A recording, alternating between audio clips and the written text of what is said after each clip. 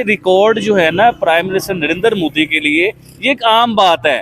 पहले वो गुजरात के 3 बार सीएम नहीं बने, ये रिकॉर्ड नहीं है। अब वो इंडिया के तीसरे वजीर आजम बन रहे हैं, ये रिकॉर्ड नहीं है। इंडिया चांद पे जाके बिठाया उन्होंने, ये रिकॉर्ड नहीं है। पाकिस्तान जो था दबाना चाहता था कि ये राज जो है दुनिया के सामने ना आए और एक ही कहानी रटवाएगी कि इंडिया ने किया जो भी किया, हमारी कोई गलती नहीं थी। हिस्सा लिया गया फवाद चौधरी साहब और कई दूसरे पॉलिटिशियंस ने मोदी जी को जिताने में एक बड़ा इम्पोर्टेंट रोल प्ले किया। लेकिन सर इलेक्शंस कैसे रहे आपके ख्याल से?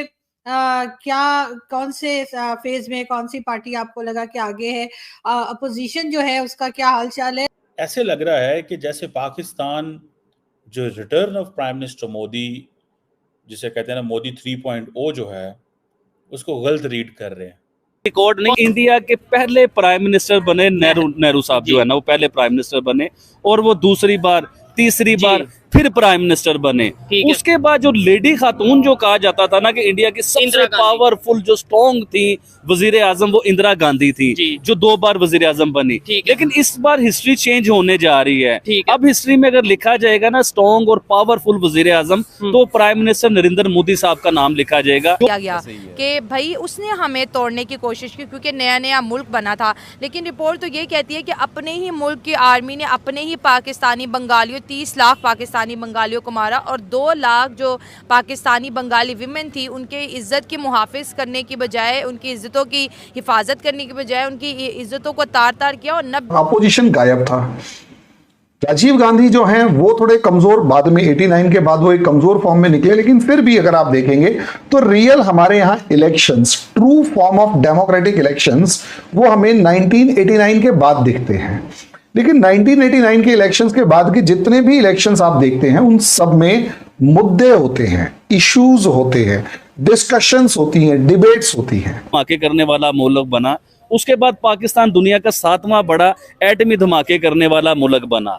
अच्छा, जब ये 2 मुल्कों ने एटमी पावरें बना ली, शोएब भाई एटमी पावर बना तो ली, छोटी बात नहीं है, लेकिन उन्होंने क्या तबाही तैयार की, इस चीज को भी सोचिए कभी। ये भी छोटी कि 2 बड़े मुल्कों ने, एक इंडिया बहुत ही बड़ा मुल्क और एक पाकिस्तान उससे बहुत छोटा मुल्क, लेकिन इन दोनों मुल्कों ने एटमी पावर बन गए, एटॉमिक पावर। और मेन चीज देख रहे हैं ना कि हम उनको देखेंगे चीनियों के साथ मिलकर कोई स्ट्रैटेजी बनाया, वो चीनियों के साथ आपकी स्ट्रैटेजी क्या कामयाब होगी? सवाल ही पैदा नहीं होता। The Chinese are not going to listen to you. जो चीज़ मेजरली मतलब उन्होंने डिस्कस की है, बताई गई है, वो ये था कि जब 1971 में सिचुएशन बहुत पुअरली मतलब हैंडल हो रही थी बांग्लादेश के अंदर और एक वॉर चल रहा था, बहुत सारे मामलात ख़राब थे, उस टाइम जो अमरीयत है, जो मिलिट्री डिक्टेटरशिप थी, वो क्या कर रही थी, वो अपना रोल किस तरीके अदा कर रही थी। रोल की बात तो अलग है, पर वो मतलब मेंटली तौर पे वो किस लेवल पे थे। मतलब उसके अंदर जिस तरीके जनरल रानी का एक टॉपिक हमारे मुल्क में बहुत फेमस है, तो वो बात को उस तरफ लेके मतलब महमूद रहमान कमीशन के अंदर पेश किया गया है कि एक तरफ आपकी जंग चल रही थी और दूसरी तरफ वो इक़्तिदार के नशे में इतने डूबे हुए थे कि उनको कोई होश नहीं था कि चीज़ों को हैंडल किस तरीके किया जाए। और इक़्तिदार के नशे में आके फिर आपको पता है जब नशा हो तो जब एक बंदा इंसान इक़्तिदार के नशे में हो तो वो फिर अपनी अक्ल में नहीं होता, होश में नहीं होता, और जब इंसान होश में ना हो फिर वो क्या करता है। तो उस टाइम 1971 में वही कुछ हो रहा था बांग्लादेश के अंदर उनकी आवाम के साथ। और ये according to Mahmood Rahman commission report के जो चीज़ें वहाँ की पब्लिक के साथ की गई हमारी मतलब फोर्सेस की जानिब से, और उसके साथ ज़रा जो कंसिक्वेंसेस हैं वो हम टिल डेट फेस कर रहे हैं। और अगर मिलिट्री का इन्वॉल्वमेंट ना होता तो शायद आज बांग्लादेश हमारे साथ वैसे ही होता, हमारी ब्रदरली कंट्री होती। और ये टॉपिक बहुत वास्ट है। अगर तो सवाल ये है कि बांग्लादेश वजूद में क्यों आए आप। दोस्तों, एग्जिट पोल के अनुमान के मुताबिक लोकसभा चुनाव 2024 में बीजेपी प्रचंड बहुमत से साथ वापसी करती दिख रही है। बीजेपी की जीत की संभावनाओं पर पाकिस्तान में भी काफी चर्चा है। पाकिस्तान के एक पूर्व राजनयिक ने कहा है कि प्रचंड बहुमत से बीजेपी की सत्ता में वापसी पाकिस्तान के लिए चिंता का सबक है। मंगलवार 4 जून को लोकसभा चुनाव 2024 के नतीजे आ रहे हैं। इससे पहले विभिन्न एग्जिट पोल में अनुमान लगाया गया है कि भाजपा प्रचंड बहुमत से एक बार फिर सत्ता में आ रही है और प्रधानमंत्री नरेंद्र मोदी तीसरी बार प्रधानमंत्री बनेंगे। लोकसभा चुनाव और एग्जिट पोल के नतीजे को लेकर पाकिस्तान में भी काफी चर्चा है। पूर्व पाकिस्तान विदेश सचिव एजाज अहमद चौधरी ने एक इंटरव्यू में कहा कि अगर पीएम मोदी इस बार प्रचंड बहुमत के साथ प्रधानमंत्री बनते हैं तो और एनडीए गठबंधन को संसद की 2/3 सीटें मिलती है तो भाजपा को संविधान में संशोधन की ताकत मिल जाएगी। उनका कहना है कि यह ताकत मिलते ही भाजपा भारत को हिंदू राष्ट्र बनाने में जुट जाएगी। किसी भी पार्टी को लोकसभा बहुमत के लिए 543 सीटों में से 272 सीटें हासिल करनी होती है। इंडिया टुडे एक्सिस माई इंडिया के एग्जिट पोल के अनुसार अनुमान है कि भाजपा के नेतृत्व वाली एनडीए गठबंधन को 361 से 401 तक सीटें मिलेगी। अन्य कोई एग्जिट पोल में भी बीजेपी को 350 के पार सीटें मिलती नजर आ रही है। भाई की तरफ जाएगा तो वो समझदार थे, वो पाकिस्तान आए, पाकिस्तान के साथ रिलेशनशिप उन्होंने अच्छी करने की कोशिश की, पाकिस्तान के साथ दोस्ती बढ़ाने की कोशिश की। इवन के आपको याद होगा कि मीनारे पाकिस्तान पे तरीकी स्पीच जो है ना वो इन्होंने की थी, वाजपेयी साहब ने तरीकी स्पीच की थी।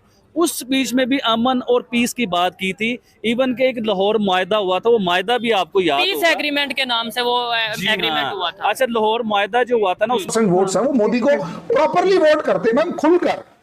ऐसी कॉलोनीज आपको दिखाऊंगा 100% मुस्लिम पॉपुलेशन है और एक भी वोट ना तो आम आदमी पार्टी को मिल रहा ना कांग्रेस को मिल रहा, सारे वोट्स बीजेपी को मिल रहे हैं। आप अंदाजा लगाकर देखिए कि एक एनक्लेव है वो प्रॉपरली पूरी अप्रोक्सीमेट 4000 फैमिलीज है मुस्लिम्स की, मैम प्रॉपर बीजेपी को वोट करती हैं। आप उसका डाटा, बूथ डाटा उठाकर देखेंगे तो एक भी वोट आपको कांग्रेस या आम आदमी पार्टी को जाता हुआ नजर नहीं आएगा। मैंने वो डाटा देखा हुआ है मैम, सिर्फ 15 वोट गए थे 4000-5000 वोट्स में से 15 वोट, सिर्फ 15। इसका मतलब आप सोचकर देखिए, लोग शोर मचाते हैं कि Muslims are not voting for BJP. Ma'am actually BJP को मजा आता है ये चीजें सुन के, क्योंकि हिंदूज का वोट खूब मिलता है। जितना ज्यादा एंटी मुस्लिम बोलते हैं उतना ज्यादा बीजेपी को हिंदू वोट मिलता है, लेकिन जितना ज्यादा मुस्लिम्स की डेवलपमेंट की काम होते हैं वो सारे मोदी ने कर रखे हैं। मैम सबको कुछ ना कुछ बेनिफिट्स मिल रहे हैं तो वो वोट करते हैं। अब इसमें मजा क्या है, पूरा अपोजिशन फंसा हुआ था 14% पे और मोदी कहता 14% तुम रखो, 85% मैं बात करता हूं। अब मैम 85% में से अगर 50% ने भी वोट दिया तो कोई रोक लेगा मोदी जी? नहीं, बिल्कुल ऐसा ही है। मेरे ख्याल है इधर मोदी जी ने बड़ी अच्छी गेम खेली है, लेकिन साथ ही साथ फवाद चौधरी की अगर मैं बात करूं, फवाद चौधरी ने जो वीडियो बनाई थी अपनी, एक स्टेटमेंट उनकी वीडियो में भी आई थी ना, तो उनका ये कहना था कि जी वो बहुत कट्टरपंथी की तरफ उन्होंने इशारा किया था कि जी मोदी जी जो है बड़े कट्टर हैं और बड़ा गलत होता है माइनॉरिटी के साथ, तो इसलिए सब लोग जो है वो किसी को भी और किसी जितनी पार्टीज है सबके ही उन्होंने नाम ले लिए, चाहे ममता बनर्जी हो, चाहे वो अरविंद केजरीवाल हो, चाहे कोई भी हो, राहुल गांधी, उनको वोट देने लेकिन मोदी जी को वोट ना दे। तो अरविंद केजरीवाल साहब ने तो फिर पलट के जवाब दे दिया था फवाद चौधरी को कि भाई अपने काम से काम रखो, क्यों ये हो क्या रहा था। मैम एक बात बताइए, अच्छा ये तो मानते होंगे कि इंडिया पाकिस्तान एक दुश्मन देश है, आपस में थोड़े देर मतलब बाय बर्थ दुश्मन है, हाँ ऑब्वियस है। अब अगर पाकिस्तान से कोई आवाज आती है कि ये बंदा हमें पसंद नहीं है, तो मैडम उसी बंदे को तो वोट देंगे कि जो पाकिस्तान को पसंद नहीं है वही प्रधानमंत्री बनेगा। फवाद चौधरी इतनी सी बात नहीं समझ पाए और यही रीजन है, जैसे ही उसने कहा कि केजरीवाल को मुबारक हो, वो जीत रहा है और मेरी शुभकामनाएं, केजरीवाल कहता हो ताऊ मरवाएगा तूने एक बार ये कह दिया कि तू जीत रहा, मुबारक हो, जो मेरे को वोट मिलने वाले वो नहीं मिलेंगे और इंडिया के मुसलमान वोट नहीं देंगे मुझे। तू कह रहा है हिंदुओं के वोट बात कर रहा है, मुसलमान वोट नहीं देने वाला। हमारे यहाँ क्या होता है, हमारे यहाँ मुस्लिम्स भी कई मामलों में पाकिस्तान के नाम पे बिदकते हैं, बहुत मामलों में हमारे यहाँ मुस्लिम जो है पाकिस्तान के नाम पे ऐसे बिदकते हैं गुस्से में कि उनके